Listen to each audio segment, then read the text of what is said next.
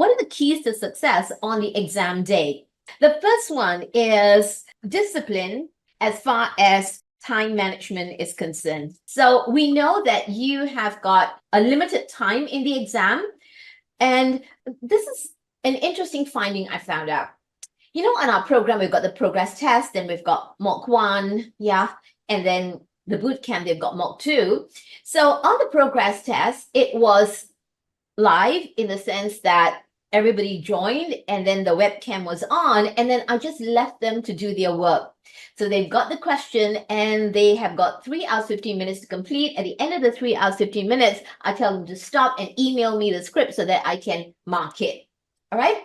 Now, it's very interesting how I found that with the progress test, most students had only done half the paper, meaning that they had not got to question 3. And even the question 2 was sort of half done. So when I asked them why, they said they were focused on their question 1. So in that sense, there was very little time management.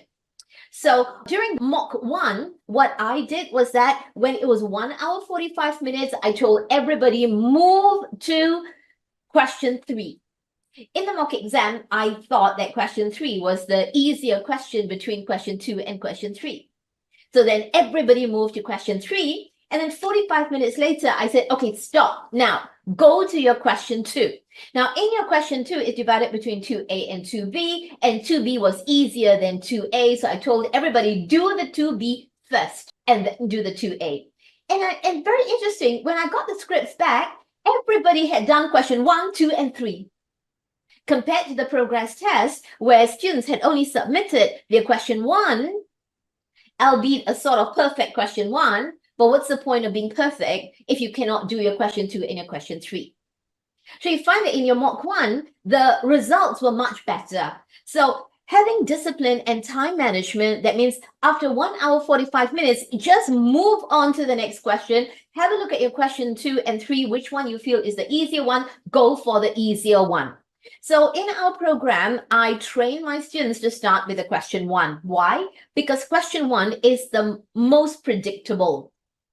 You have got certain questions that come out every time, like business risk. Well, business risk doesn't come out every time, but it is pretty popular. Of course, ROM and audit risk comes out every time.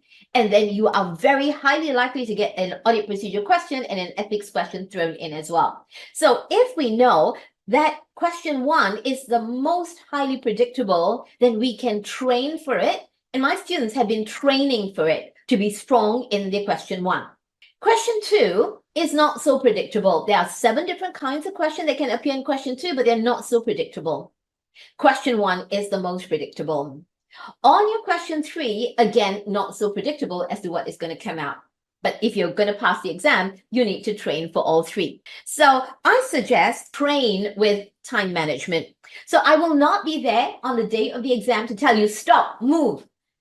You need to time manage yourself. So that is a key to success. If you have poor time management, it is game over. Literally, you'll have to go for a reset. Check out the 3 Ardent Learning Hub courses that will help you pass your ACCA AAA exams.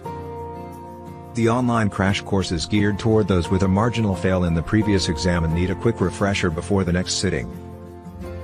The self-study course is designed for first-timers and repeaters who scored less than 45 marks in their last attempt.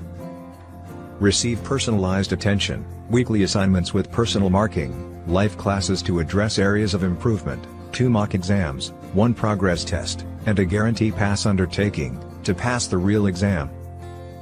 To find out more, or register, go to www.ardentlearninghub.com.